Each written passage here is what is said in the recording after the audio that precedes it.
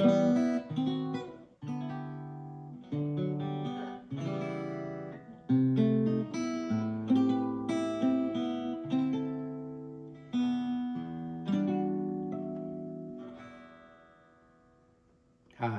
I'm Paul Asbell for the Archtop Foundation.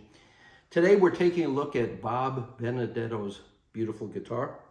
And this is not only a significant guitar in the collection, but Bob Benedetto is an extremely significant builder within the 20 some odd builders who are represented in the collection. He's arguably the best known, for starters. He actually literally wrote the book. There was very little information publicly available on how to build an archtop guitar back in the 60s when he began, and that is certainly not the case now. So you really see how that has changed over the years. Bob Benedetto is very largely responsible for that. He came from a woodworking family. His father and grandfather were both woodworkers and worked, in fact, in the musical instrument field.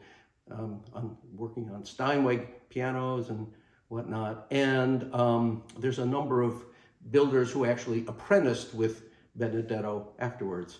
So he really is an important figure in this. And in fact, it's probably worth mentioning that in this tradition, this is a tradition much in the same way that jazz is an African-American tradition and the main practitioners are African-American.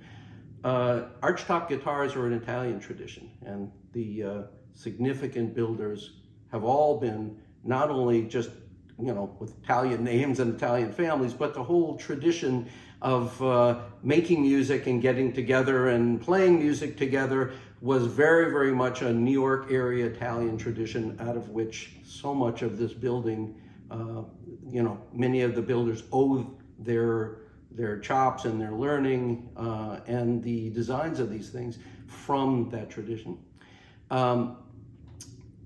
This guitar and Bob Benedetto's contribution to it, besides just being a lovely guitar to play and to hear, it also is much sparer in its aesthetic than, say, John D'Angelico and an earlier tradition where there was a lot of bling, a lot of complexity around the F-holes binding. The pickguard was bound, and all kinds of deco in kind of the Art Deco tradition. This is quite the opposite. Bob Benedetto made a very conscious decision to go the other way.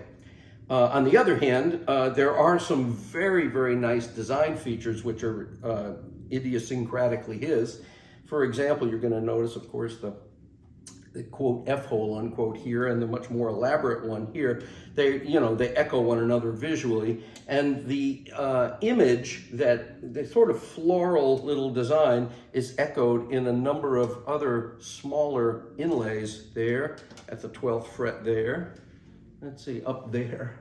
And in fact, even on the tuning pegs, there's small ones. That little image is actually Bob's insignia, so he kind of put his mark on it. In several different places. There's also kind of an elaborate inscription. That's not necessarily the case with many of the guitars, and the inscription is in Italian, which is kind of in keeping. His guitars were exhibited along with Monteleone's and D'Acquisto's in the Metropolitan Museum, as well as the Smithsonian. So again, his guitars are much more higher profile within this world than many of the others. And it's also fantastic guitars, I might add. And it's also helpful to know as a player that part of the reason why this is my belief, part of the reason that the guitar sounds so wonderful is because it literally is the lightest guitar in the collection. And it's, kind of in the tradition of older Martin guitars, and it is kind of featherweight relative to some of the more heavy guitars in the collection. It's a beautiful guitar, and it's just an incredible pleasure to play.